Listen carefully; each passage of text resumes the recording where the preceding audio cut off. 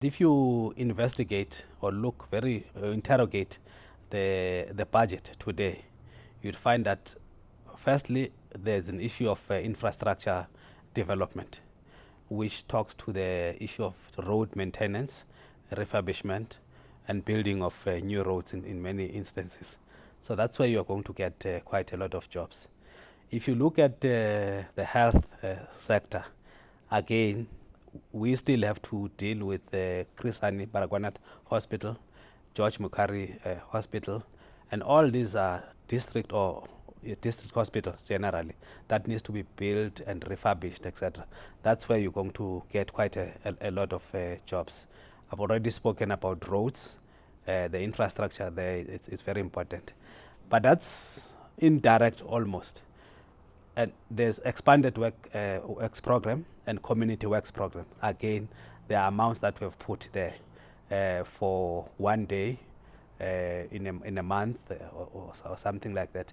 So there is so reading through the budget all in all, at the center of the budget is the issue of job creation. Yeah, you speak in the budget statement of looking at the taxes in Gauteng as part of a plan going forward of looking at how you can raise revenues in the future.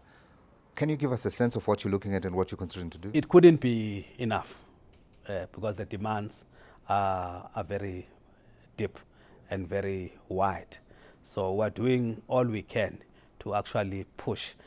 We think that the targets that have been put by national government are realistic, and consequently our targets in the province. So we are going to strive to ensure that we meet those demands. But all in all, it's a ever-growing imperative. Does that suggest you're going to increase taxes on that front? No, not as such. Or the licensing fees? We have done that. But if you look at gambling, the last time we dealt with this issue was in 1996, actually. So we're very much behind. It's time to look again. It's time to look again, look at how much we can get more. Of course, we've got to work with the industry because at the end of the day, we want to crowd in private sector investment in the province. Now, Gauteng, of course, is Africa's economic hub, and we hear quite a lot about Africa's efforts to attract investment onto the continent. And in that conversation, one has to mention the fact that Gauteng is the biggest economy in Africa as an entity. As the provincial government, what efforts are you putting to get investors to come into the province? People speak about a lot of the problems that we face here. You mentioned infrastructure. People also talk about other costs that come into trying to set up a business here. As a province, what are you doing? I think at the core of any foreign investment is the issue of infrastructure. If infrastructure is said to be quite good, it crowds in private sector investment, both locally and internationally. So the issue that you see, for instance, the roads in Gauteng, the freeway improvement system, is actually a testimony to that direction. There are issues around the tolling and all that which we're sorting out. But once we get that right, that's fine. Before the end of this year, we are going to complete the Gautrain rapid link system, the Gautrain train, the train itself. And it goes a long way in ensuring that there's efficiency, there's rapid response on a whole range of things.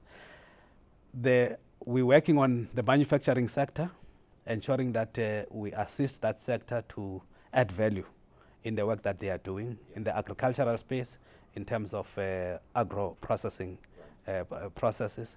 Again, that's very important for us, for the whole continent. The inland harbour, the containment port and all that.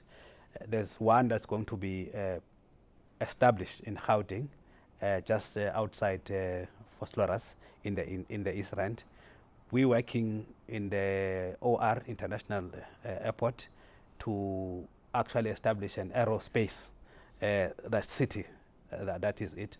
We've just gotten a very important license to establish an IDZ at the airport itself.